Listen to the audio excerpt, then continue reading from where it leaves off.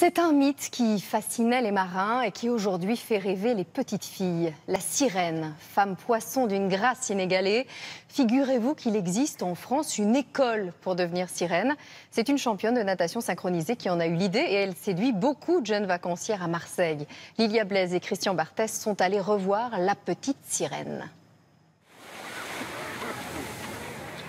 Elle apparaît soudain, comme celle qui vient charmer les marins.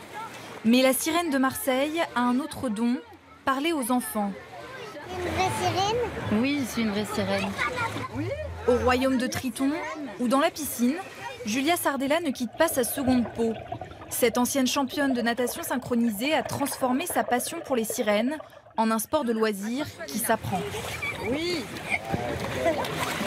On ne fait pas de la compétition, on est là pour se faire plaisir, pour apprendre à évoluer un petit peu plus dans la natation et en même temps apprendre à avoir un côté un peu plus artistique que dans d'autres sports aquatiques.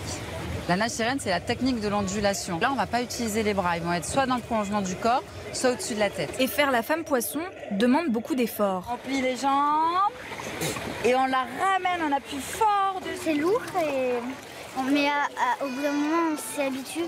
C'est difficile, très sportif et on passe un super bon moment. Un bon moment, mais pas seulement. C'était mon rêve et donc là, je me sens comme si j'étais une vraie sirène. On a l'impression d'être vraiment libre sous l'eau et qu'on pourrait rester des heures et sans respirer. C'est vraiment une sensation unique en fait. Du sport au spectacle. Julia veut intégrer cette discipline à des numéros aquatiques.